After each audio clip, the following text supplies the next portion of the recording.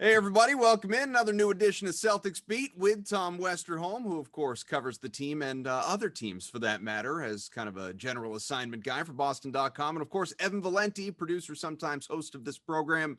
Welcome in. Good to have you with us. Not a ton has changed in the wide world of Celtics basketball since our last show with Keith Smith, where we really went deep on all things Olympics and Jason Tatum and Ime Udoka and many other things as well. But that's kind of good. It's kind of exciting, guys, because it allows us to bounce around here, tackle a whole bunch of different things beyond our off-air show just prior to coming on, where we really ran the gamut, I think. How are you both?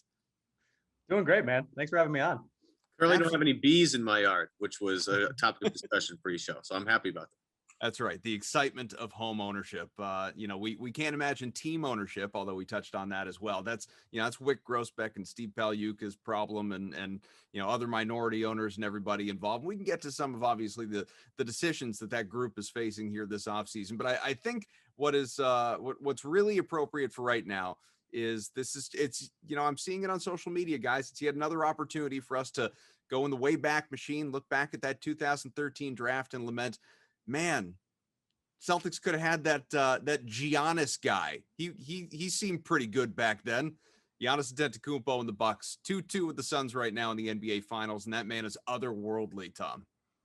I mean, the block obviously is incredible. I mean, and the thing to remember too is like this guy was injured a couple weeks ago, yeah. and he's still just doing everything. I mean, he's amazing. He's so much fun to watch, and somebody pointed out on Twitter yesterday, I don't remember who it was, so I apologize, but that it's pretty cool that the best player of the last decade, his signature moment is a blocked shot. And now, you don't know where Giannis's ceiling is, but if he's the best player of the next, 5 to 10 years or whatever it is, maybe his signature moment will be a block as well with that last night. So yeah, I mean, yeah, Celtics missed.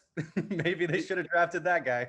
All due respect to Kelly Olynyk, of course. It's really like rating your children, but which block? I mean, whether it was the Giannis chase down or obviously what we saw from Giannis as we talk here last night, which one was more impressive to you? You mean the LeBron chase down? LeBron chase down. What did I say? Oh, you said Giannis. Yeah. Oh, yeah. Well, I just assume he's going to do that at some point in time, too. Yeah. I'm sure the LeBron chase down. Yeah. I mean, I think it's definitely the LeBron chase down, right? I mean, it's like a game 7, a real game saving play. But I mean, the Giannis one, I mean, the degree of difficulty may have been higher, right? It's to be 1 foot above the free throw line and everything like that, to reverse direction that quickly, just the length, the athleticism was incredible. I mean, I think the LeBron one certainly was more I guess higher stakes at that stage, but Giannis's was too. If they lose that game, they're probably losing the series. So it's maybe not quite as dramatic, but it's plenty dramatic in its own right. I think the only thing I'll point out is I think both guys are one of one guys that could pull off those 2 feats separately. I don't know how many guys other than LeBron, maybe Kawhi, could do what LeBron did in that particular game 7 there against Golden State. And then I don't know. And I actually think Giannis is, I agree with Tom, there's a little bit higher degree of difficulty here. Maybe Bam. I mean, I don't know anybody really that could have done that. That is a truly unique unicorn, one of one type scenario where only Giannis is the only man on the planet that could have done that. So just taking that at face, those are the only 2 people in the NBA at those times, or even further. There's just not many people that could have done that ever. So it's pretty remarkable. Yeah, I think our guy Kendrick Perkins said on TV earlier this morning, there were probably 3 people on the planet that could make that play, and we don't know who the other 2 are. that was basically what that thing looked like. It was nuts. And really, not just obviously coming from where he came from, like you brought up, Tom, and changing direction, getting there. Even once he did change direction, you look at where that ball was in the air to where he needed to go. The speed at which he just totally eliminated that gap was unreal. Even it's almost less believable when you watch it in slow motion than watching it in real time. Yeah, I mean, for sure. And I think, to that point about who could do it, maybe Gobert, right? But even him, I don't know that he's got the mobility to get there. Because I feel like a big part of it was the fact that Giannis is so big. If he's not that tall and that long, I don't, however fast you are, however high you can jump, like you said, the ball was inches from the rim, when he was turning around. So yeah, I mean, he really is one of one. I mean, we'll see what happens. I think the there's that kid, I think his name is like Victor Wembanyama or something like that. Took the words out of my mouth, Thomas. Maybe the only other guy that can pull that off. Yeah, like he's, similarly, gifted both, physically and athletically and everything. So, maybe a couple years down the road, we're looking at him in kind of the same way. But for right now, yeah, I think Gobert's probably got the size. I don't think he's got the mobility. I think there is one guy in the NBA who could do that, and he did it. So pretty good. Well, then he gives us that unbelievable post-game quote about, leaving both those last games early in the first quarter to go back and take a tinkle. Yeah, I mean, guy's just too hydrated. He's so pure.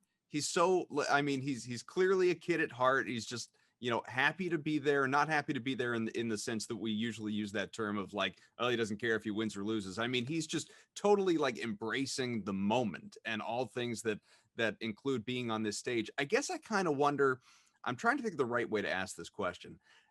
Thinking about Giannis from a marketing standpoint, the guy is incredibly marketable. He's one of the faces of the NBA. We know that.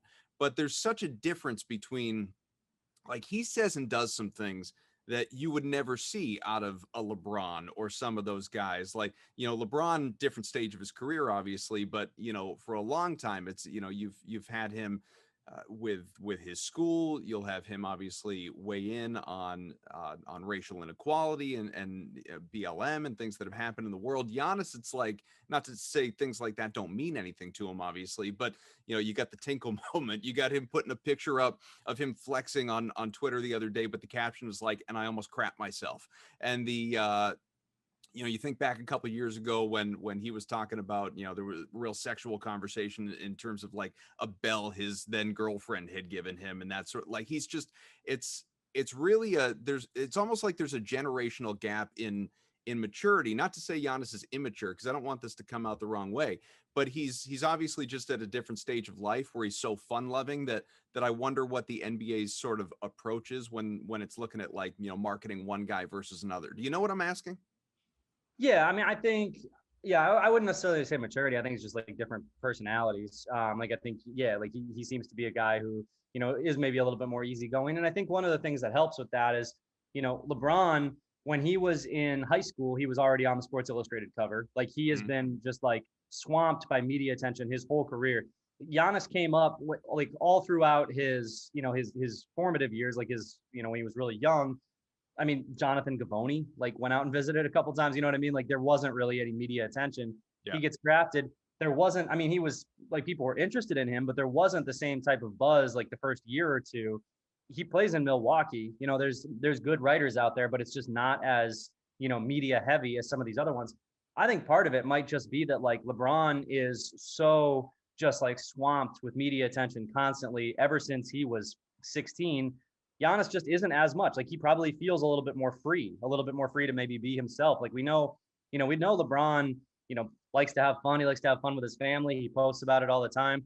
Giannis, I think he's just able to be a little bit more open because there isn't necessarily the same weight of, hey, everybody wants an interview. Everybody wants to talk to me right now. It's just that even though he is, like this similar in terms of talent and in terms of impact on, his team, it might be a little bit different in terms of just the pure attention that's focused on him. Yeah, just to make this like sort of Celtics related at this point, because we've talked a lot about Giannis and how great he is. You look at every year when the finals happens, you sit back as a team that's not in the finals and you say, man, what do we need to do to beat one of these teams? What do we have to do to beat the Lakers? What do we have to do to beat the Warriors? We're chasing them, or et cetera, et cetera. You look at this finals and you have the Suns and the Bucks. And I'm not trying to, the Suns, I love the Suns. I think we've all adopted the Suns at this point because they're so much fun to watch. And after the bubble last year of them going 8-0 and then, not making the playoffs to this run has been just tremendous. I love watching them. Ayton has been just fun to watch develop. I'm a huge Mikal Bridges fan. And then you have, the Bucks on the other side with Giannis, who's just stupid good. And then Chris Middleton, is it a Chris Middleton game or not? We're trying to figure that out still, whether he's going to be on or not. But you look at these two teams and like normally you say, okay, the Celtics are chasing these two teams, but it's one of these years where I don't think we can quite say that. I still think, at the end of the day, you're still chasing the Nets if you're an Eastern Conference team. And if you're in the West, I think it's a little murkier, and the Lakers are obviously up there. The Clippers, if Kawhi stays and is healthy, are up there. And, that's a little bit muddier.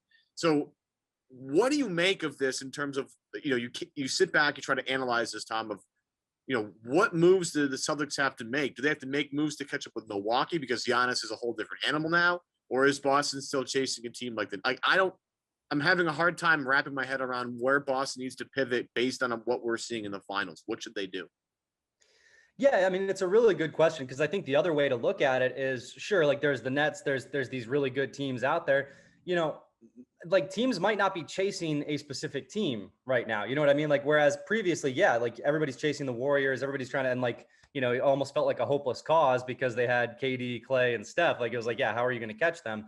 That just isn't the case with, I think, any NBA team. Like even the Nets, like they have the talent to be that way, but you don't know if they're going to be healthy. You just like, there's so many question marks about them still. I think obviously they'll, be better gelled and everything next year. But I mean, they played 8 games together this year. Like, I don't know that we're going to see a team that has a ton of continuity just based on injuries. So maybe you're chasing the Nets, but I think realistically what you can do now is you're kind of free to just build the best basketball team you can. And, whatever direction that takes, it's less about, I think, chasing a team and more about just, as generic as it sounds, just chasing a title. Like you're just trying to like that's what worked out for the Bucks and the Suns. Like they just built good basketball teams. Like I don't think either of them was focused on trying to beat somebody else. They were just trying to, complement their best pieces.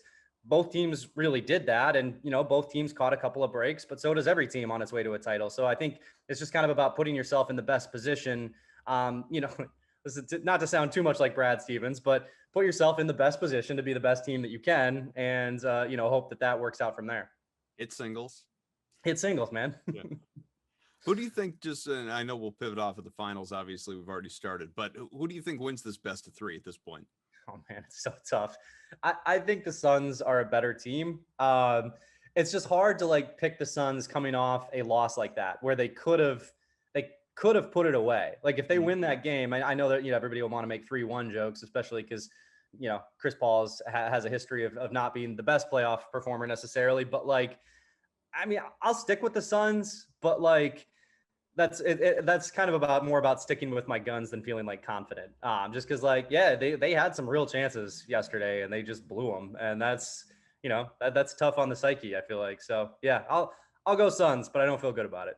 I'm right there with you. I probably feel disturbingly good about it actually, but maybe that's just because I had Phoenix in 6 coming in. I'm hell bent on sticking to that. Not that I think it'll go the distance now. I don't think either team's going to take the next 2. But on Chris Paul, because you brought him up, and Evan and I, we were talking about him before we came on. Just the what is, for years people have been tooling on Paul, making fun of his contract. One of the worst in the NBA. Look how overpaid he is, and then obviously he just goes from team to team to team, and not to say that he has them all on the cusp of a championship. This is really the first one, but they always get better. They always get better upon his arrival, especially in the regular season. The playoffs, maybe they fall short, but in the regular season, there is a marked improvement upon Chris Paul's arrival. Well, now Phoenix is looking at a $40 million player option for next year. And you have to wonder, at a guy who's going to be 37 years old, do they bring him back? Do you, if you're Phoenix or even another team, do you look at trying to work out something that obviously has a lower average annual value, but over, say, 3 years? I just think not that it has any direct impact on the Celtics, I realize, but I think his situation, his contract, him as a player in general, it's all just really interesting in the scope of today's NBA. For sure. I mean, I think you definitely, like, if you, obviously it's, you said it's a player option. Like, I think if he wants to come back, you bring him back. Like, fine. All these guys are young. They're in the finals right now with a chance to win it. I don't think anybody's getting antsy to leave. I don't think there's any question that Devin Booker is going to be there for the foreseeable future, and DeAndre Ayton's still on his rookie deal. So like, yeah, I think if Chris Paul wants to stay, I think you definitely keep him, and then you can make your decision the next year. When you've got another year of kind of information on how he's going to age. So yeah, I mean, I think the success that the Suns have had this year buys them kind of as much time as they need over the next like year or two to kind of establish what they're going to do, and then maybe figure out what the post Chris Paul plan is going to be. Yeah, it's funny. I just think that even, if he opts in on that $40 million, which most of us would, I think a lot of people are still going to be saying, and you're paying him what? Even after obviously what he's done over the course of this year. But one guy that none of us are complaining about his contract. We celebrate it on a daily basis. We pray to it, for, as a matter of fact, and that's Jason Tatum, who, as we know, a building block, one of the pillars, as new head coach Ime Udoka has referred to him many times here for the Celtics. Those two guys working together, he and Jason Tatum, out at the Olympic preparation in Las Vegas, getting ready for Tokyo, which begins in just a couple of weeks, even less than that at this point, I think. A couple more exhibitions before they get going with that tournament. As we know, Tatum is dealing with knee soreness. Now, that's not necessarily something to be alarmed by, but by the same token, I think, we sort of, it sounds sort of tacky to say, but we as sports fans, like, we always put our teams before country when it comes to this type of situation. Like, yeah, it's great, win the gold for USA, go America, but God forbid Jason Tatum gets hurt along the way. And then all of us are going to sit there and go, well, did he have to be there? Should he have been there in the first place? The year he was coming off of, the short turnaround from last offseason, COVID, all these things. We talked a lot about it, obviously, with Keith Smith last week. But I don't know, what's your mindset as it relates to Tatum going through what he's going through right now, and the way in which Greg Popovich appears to want to use him? Because I think Evan put it well last week, saying it seems like Pop and USA, they kind of want to make Tatum the face of this team. Yeah, if not the face of this team, then certainly I think it seems like they want to make him one of the faces of the future, right? Where it's like I think he's the youngest guy on the squad, right? Like on the main squad. So he's obviously he's really young. He's a star, and this is something that clearly means something to him. He was talking about that. I think that's, to me, that was because I like, from a purely logical perspective, I agree completely with Evan. I think that, like, he's not. Like, it's tough to, like, he's coming off a really, really hard year, a really hard 2 years. And, now he's going to, like, play basketball in the middle of it that matters. Like, I get the concerns, but I also think that, like, this is something that clearly means a lot to Tatum. And how many opportunities is he going to, sorry guys, how many, just invite the dog to be part of the show. It works. Obviously the pooch has hot takes on Tatum.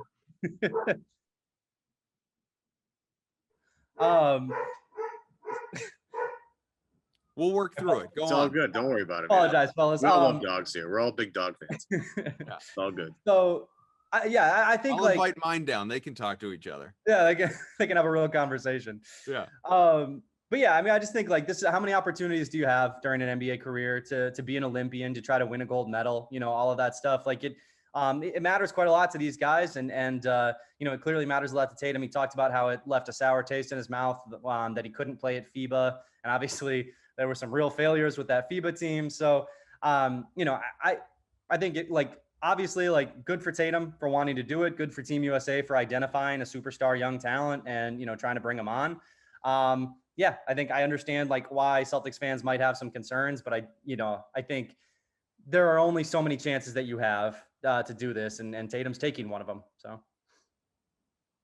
Yeah, I'm, I saw the injury news and I got a little nervous, and I'm like, oh my goodness, like, I can't deal with more injuries after this entire season. I just can't do it. I have, like, I just have a real fear of it, because this team had a really rough year, and they don't need to get off track to start the next season. They need to be ready to rock and roll as soon as the season starts, to try and flip the karma this team's trying to flip. But you look at what this team is, and again, I'm not the only person to say this. It reminds me a little bit of the Celtics, throughout the regular season, this Team USA, who can't figure out quite the chemistry things. And obviously, they haven't played that much with each other yet, versus some teams that have, played for years with each other. So there's a lot of continuity there.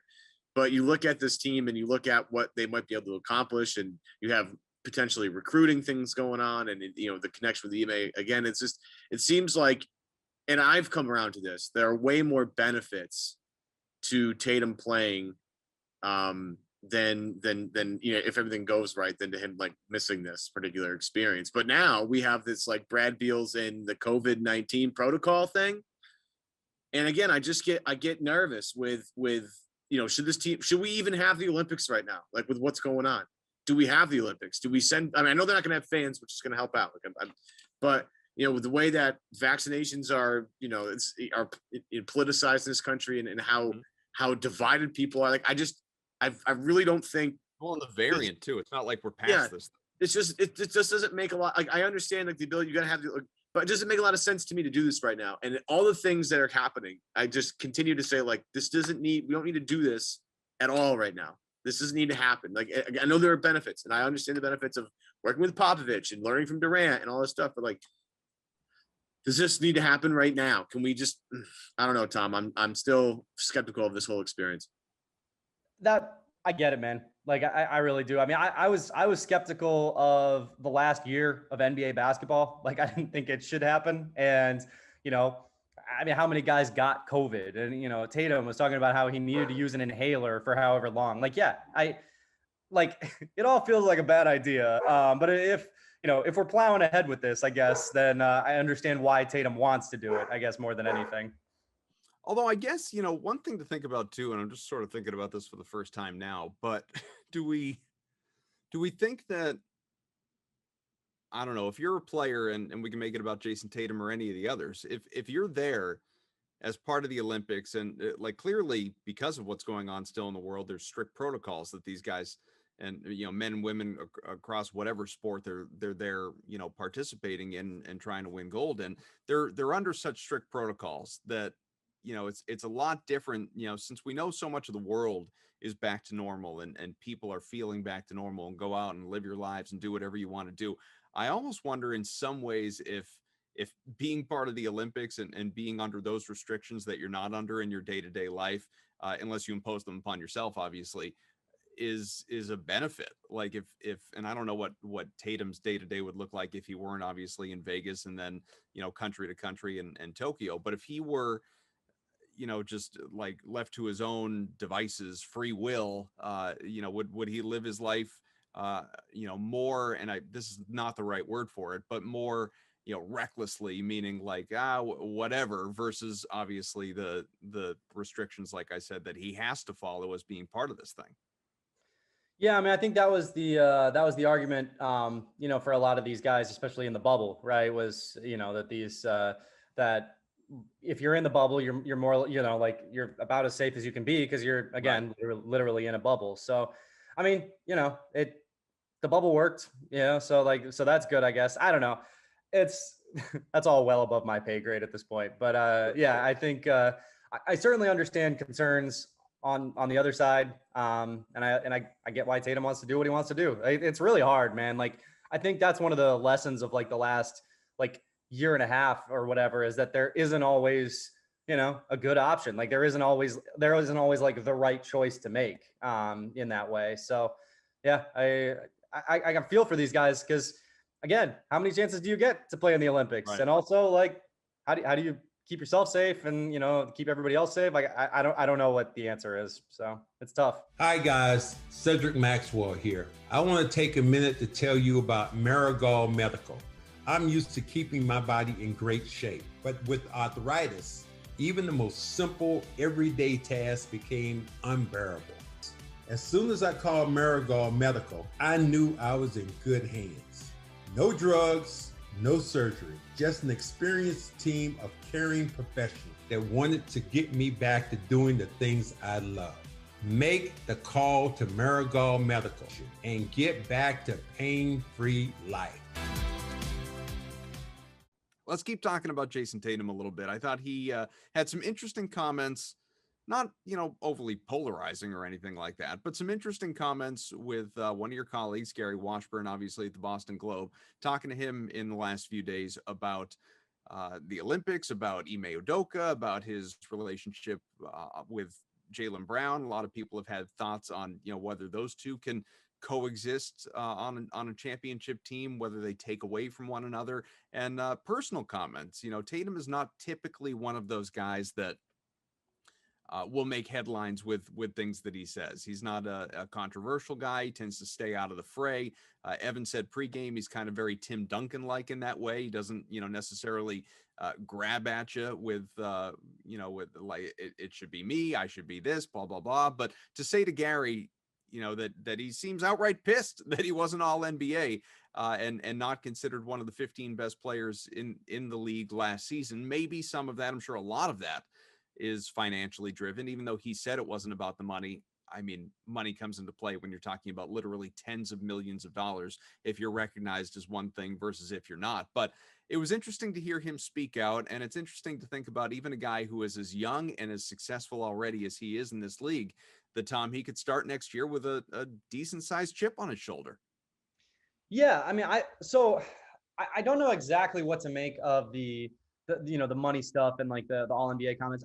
My read on Tatum as an interviewee is that a lot of times he is pretty honest with you. He's just also pretty low key. Like I don't think he necessarily like holds a ton of stuff back. It's just that he's a pretty chill guy. Like he's more like a really boring way.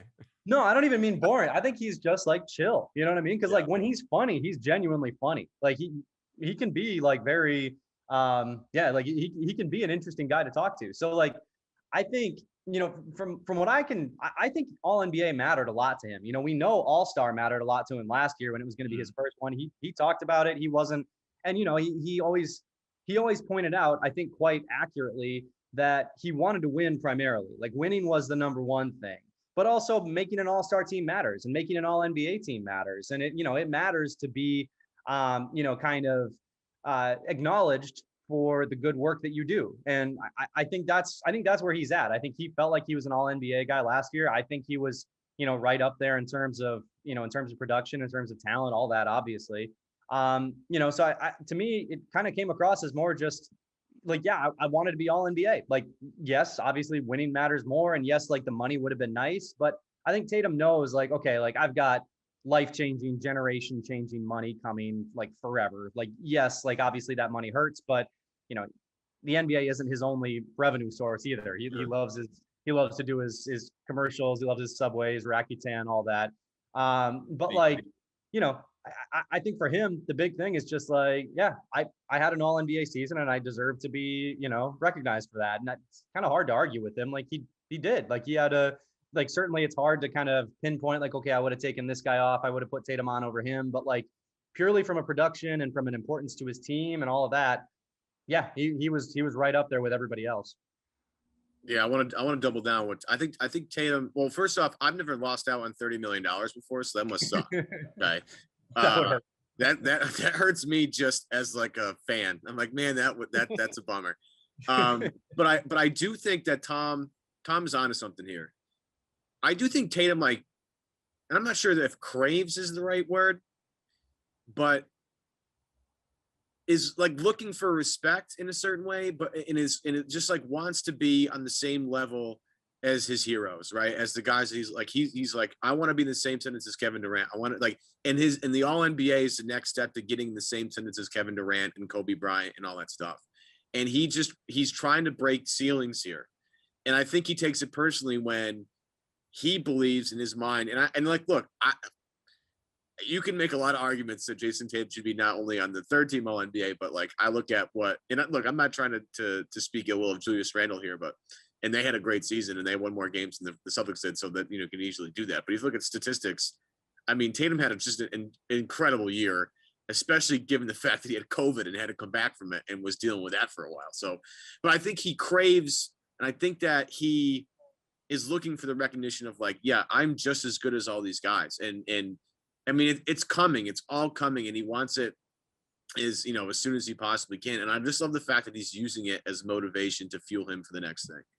And maybe that's part of the reason why he's on Team USA right now. Is like, I need to be able to show everyone that I am this good, and that I am ready to take the next step, and that I am one of the top 12 people in the NBA.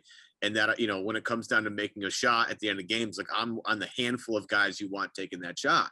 And you're seeing it sort of reflected now with the, I think it was released by a bunch of people. I'm not sure who had it first, maybe Mark Stein. I don't quite know, but then the NBA released the information. But like clearly Tatum is a very popular player amongst fans, number 5 in jersey sales amongst all players in the NBA the second half of the season. So, you look at the fact that he's getting at least recognition from fans as a guy that's like taking that next step and is going to be part of this young generation of superstars, which is going to be a ginormous pool of talent. We talk about the entire NBA.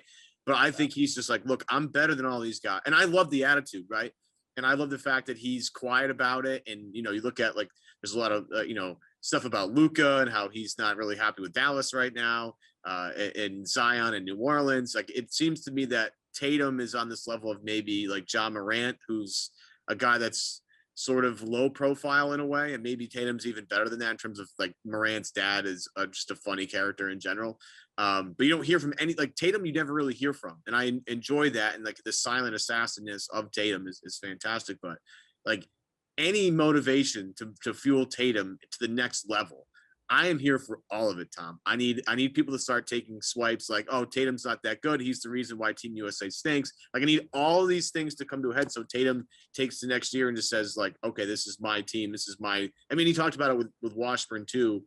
Over the years, they've had so many guys in and out, and Tatum and Brown are the last two guys left saying like, okay, it's clearly our team at this point. And all I'm saying it basically at the end of this thing is I am excited for the next version of Jason Tatum. And that's why I'm so nervous about Team USA, because I want to see when game one happens, I want to see what Jason Tatum looks like in 2021, 2022 without any injuries or any screw ups prior to it. Well, definitely. And I think, you can look at it both from an attitude and from a schematic perspective, right? Like from a schematic perspective, as the year went on, he started getting to the line way more. And that is literally like the key that unlocks everything for him offensively. Like if he gets to the line 8-9 times a game, he's unstoppable, and he averages like 30 points a game. And like it's pretty much that simple. And then, you look at the attitude stuff, and it's like you talked about taking slights and, kind of reaching the level of his heroes. His hero is Kobe Bryant, and Kobe Bryant, like would use anything like to try to, as a slight or any kind of motivation he could. Like, I think Tatum, there were questions about him last year, about his leadership, about his style of leadership. And when those started to surface, I mean, he got really good. Like, I think it was right around that time that he scored 60 points, and that he started putting up these ridiculous stat lines, and he scored, 50 to send the Celtics to the playoffs. And when he scored 50 to send the Celtics to the worst first round matchup they could have had instead of falling to the Sixers. But, like I think he's that guy. I think he's everything that you want from a young superstar. I kind of think he might be 11 right now. You know what I mean? I think he's top 10, right in that conversation as a 23-year-old. He's everything the Celtics could hope for. And I think, like building around him at this point is, it's not just like what they obviously should do. It's that what they should be focusing everything on. To me, I think you hire somebody like Ime Udoka because Jason Tatum respects him, and you bring in a player or two who is friends with Tatum. Like I think he's at that point with the organization where, or at least I think he should be at that point with the organization where they're like, yeah, man, like you're whatever you want. Let's figure it out, and let's try to build a good team around that too. All right. Well, you've written about it, others as well. What does this thing look like? Because we're about 2.5, almost 3 weeks away from the start of free agency. As we know, Brad Stevens elevated to president of basketball ops, so they'll build this thing in his vision, at least to some degree, more so than Danny Ainge, with him as a consultant. But obviously, Ime Udoka, the head coach, is going to have a say in this. But it is very clearly, as it was last year as well, but now in a time of turnover, it's very clearly Jason Tatum and Jaylen Brown's team. You have Marcus Smart as a foundational piece as well. I don't think he's going anywhere. I think if you definitely listen to Brad, listen to Ime, I think it becomes that much more apparent that Marcus Smart's not going anywhere. But building this thing out, what does this look like this offseason? What should the main priorities be? I think that there's two things that I think the Celtics are really going to need to take a look at. Number one, I think obviously from last year, what we saw is they need more veterans. They have to figure out a way to like build that up. And I think that's something that Brad Stevens is going to want to do. Like, I think, like we can't know for sure. I don't think Brad will ever tell us, but I think that he probably would have preferred to not have as many young guys over the last, 2-3 years, so that he had to try to work into the rotation, that, he had to try to build a contender around. Like, it's hard to build a contender with like role players who are all that young. So I think that was one of the major problems last year. So I think the Celtics will probably, my guess would be they would probably take a hard look at, maybe trading some of the young guys and seeing what kind of veterans they could bring back, or, that type of thing. And then I think, I think the Celtics, it is probably time for the Celtics to take some big picture looks at what this team is, at, going forward. They have an entirely new front office, an entirely new coaching staff. I think there's an opportunity here, maybe not this offseason, maybe before the trade deadline, whatever it is, build this team up, see what it can be. But like, I think, be ready to pivot, because if this thing doesn't work, like what you really don't want to do is waste this opportunity with two young stars who are both wings, who are both, incredibly valuable players. You can't waste this. So whatever you do, like, sure, if you want to kind of run it back, with a very similar core for this season with some veterans and see how it would look, I think that makes sense. But I also think, like, be ready to be nimble. That would be, I think, what they need to do over the next few months. Like, keep a close eye on it, see how things are progressing, and if it isn't progressing well, be ready to question, be ready to question what's next, because I think those questions are fair at this point. Yeah, I think the bench is obviously the biggest question mark here. And like, you talk about filling out the coaching staff, they fill out some more guys, and we have no idea what this is going to look like. I'm excited because it's new blood, fresh blood, to see what it looks like, different perspective, all those things, and how they handle each guy and their assignments. Like Damon Stoudemire is going to primarily probably work with Marcus Smart and Peyton Pritchard, and we'll see with is it Yamadar? Am I saying that right? Yes. Okay, good. At least I think I'm saying that right. We'll see what happens there, and it's this team needs to find its identity again. I think last year they had a sort of identity crisis, and they've switched things up to change their identity. So I think they have to find a new one. And what does that look like now with Jason Tatum as a centerpiece is a very interesting question. I love some of the guys they've been able to draft over the years. Now it's time to see what they really have. Like, okay, Romeo Langford, you have one more shot here to try and figure out what the hell what your NBA career is going to look like. But you look at the end of the bench and you look at potential targets, so to speak, that they might look at. Like, some people are obsessing over the backup point guard spot.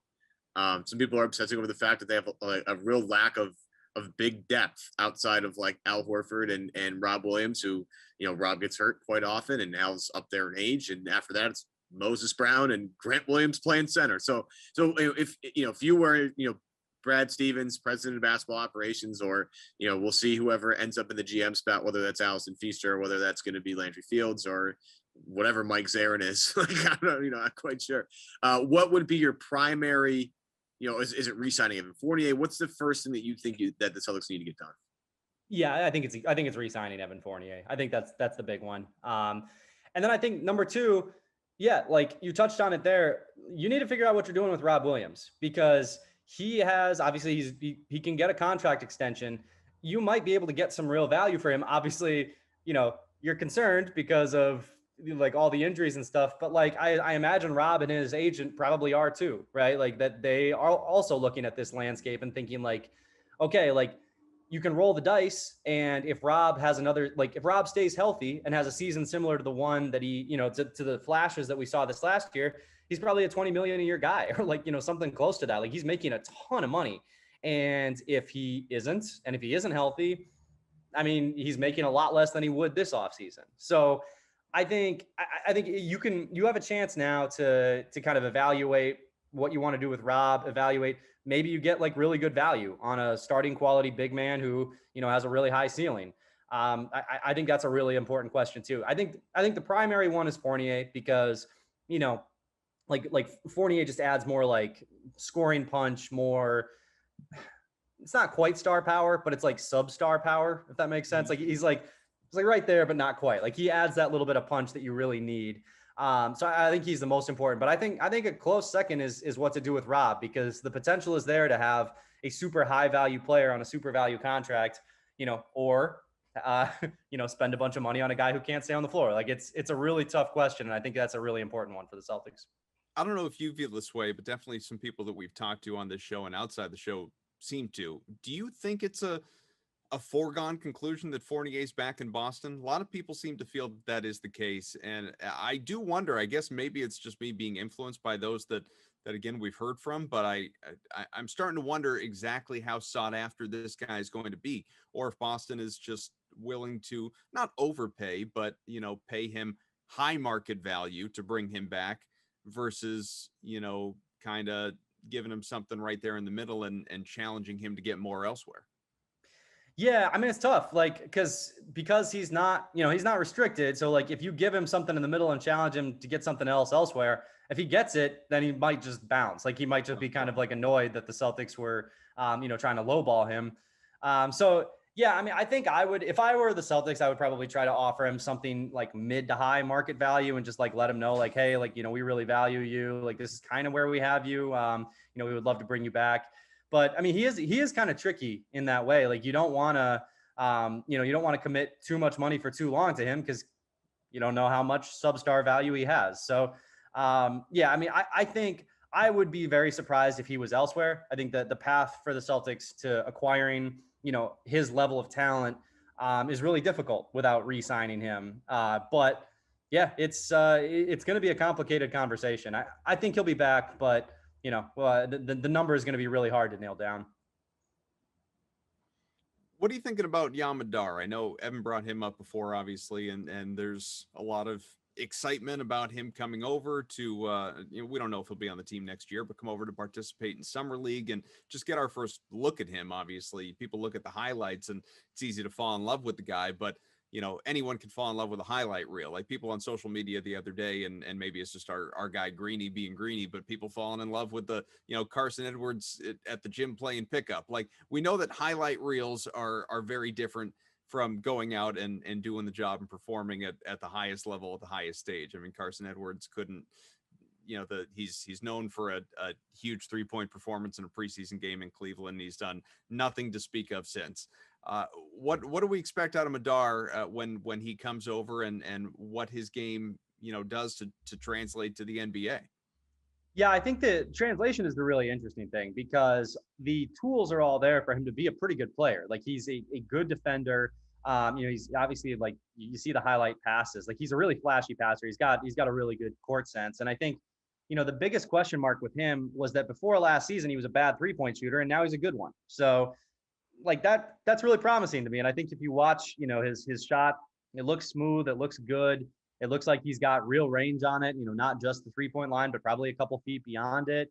I think the amount of stuff that he can do lends itself better to the NBA than maybe somebody, like Carson, who, like always kind of struggled around the rim in college. He was never like a great finisher. He was kind of a spark plug scorer. Like, that was kind of his one thing. Whereas I think Yam has a couple of other things to his game where the shooting and all that came around a little bit later. And he shot, 40% on a good amount of threes last year. So I think you can feel pretty good about that translating, even despite some of his struggles when he was younger. But the fact that he is kind of like a ball hawking defender, the fact that he is a really flashy passer and that he gets other guys involved. I think there's a lot of tools there that could be really good. I'm really curious to see it at Summer League. I think there is a chance that he has one of those Summer Leagues that people get like way too excited about.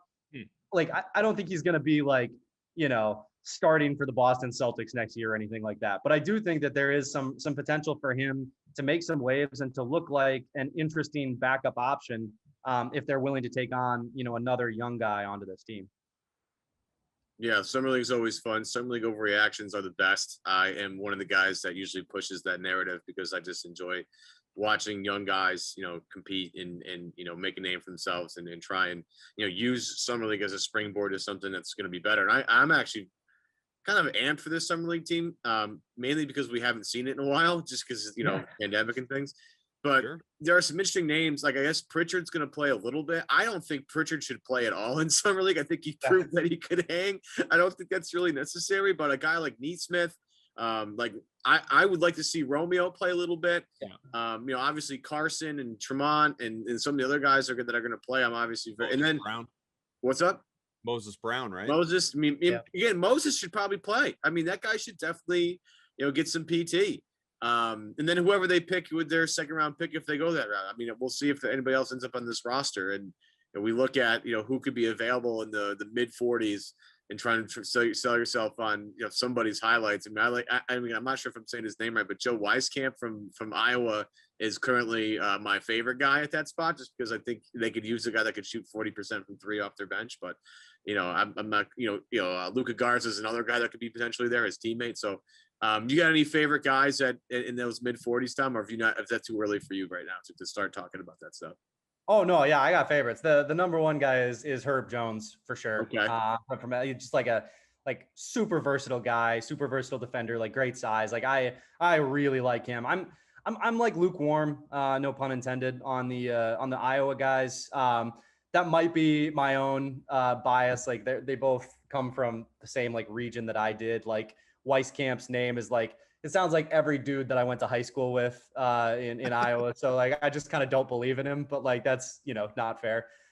So yeah, I mean, I'm not as high on them, but I think, somebody like Herb Jones would be really, really intriguing. I think there's some real upside with him especially in the modern NBA. So he'd be who I'm looking for. But to your point about the summer league team, I agree completely with everything you said. Like, I don't necessarily see the value of Pritchard even showing up. Like, we kind of know what Peyton Pritchard is.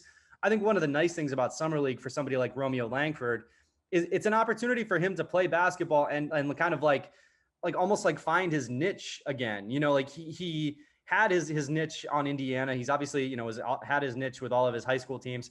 In the NBA, it's so hard to pin down what he is. Like, are they trying to develop him into like a spot up shooter? Like, he's got a lot of work to do if that's the goal.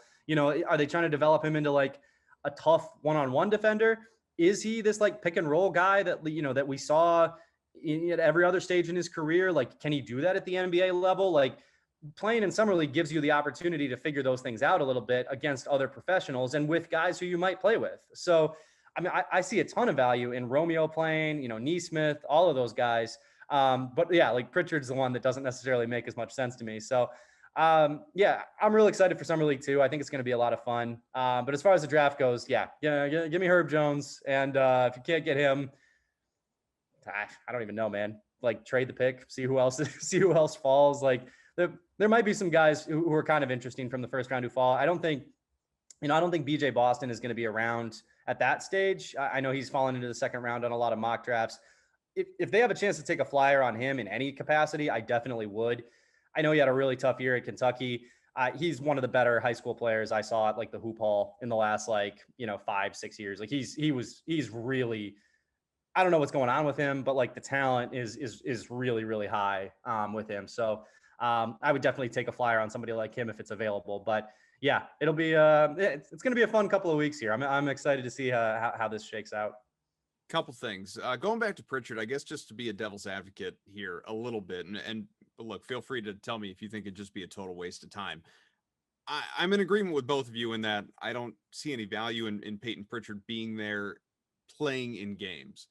But what about being there and participating in practices, being kind of a young leader in the sense that, he's already been through it. Clearly he's established enough to not, that you can easily make the cases you guys have that he doesn't need to be out there playing in summer league games. But, as a guy who could be kind of again, for lack of a better term, sort of camp leader, a guy that young guys can look up to. He's young enough in his career, obviously 1 year under his belt, that it's not like he would take it as a sign of disrespect if he was sent there to Vegas to be part of it, to be kind of a mentor. He might even embrace it and help his own leadership skills in that sense. He could be there as kind of not that he knows Ime Udoka at all. It would be more of a thing with Brad Stevens, but he could be kind of a bridge to some degree from the coaching staff to the younger guys who are just going through this either for the first time or just, kind of finding their footing a little bit more than they have in the past. I guess I can just see some value, if we were to look for it anyway, some value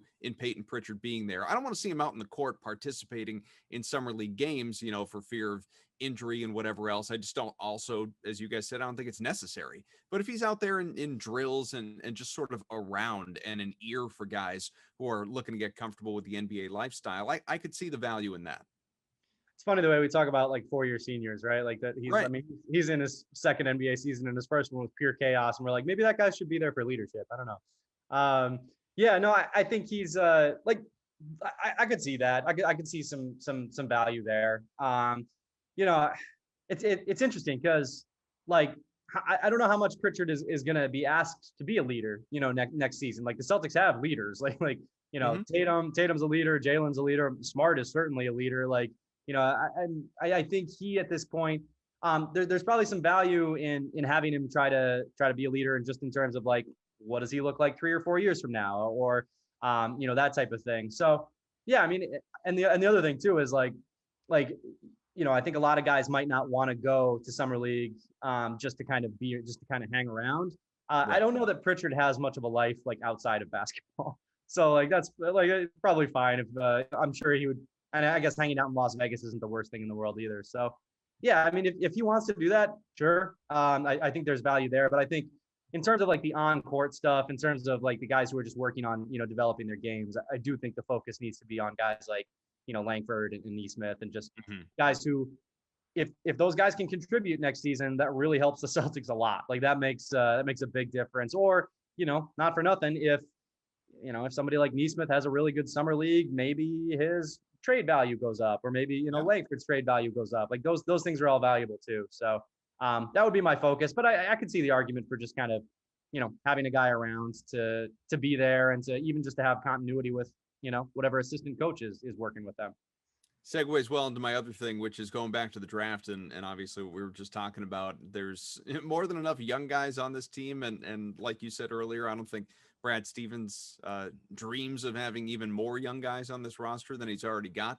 That being said, what likelihood, if any, do you see there in being him trading into the first round? Is if there's, I don't know, we don't know who he likes, doesn't like. Maybe there's a guy that he does desire, who's kind of a mid-round guy, or even potentially a late round guy. What are the odds that Brad makes that move after obviously trading away their lone first round pick in that Walker deal?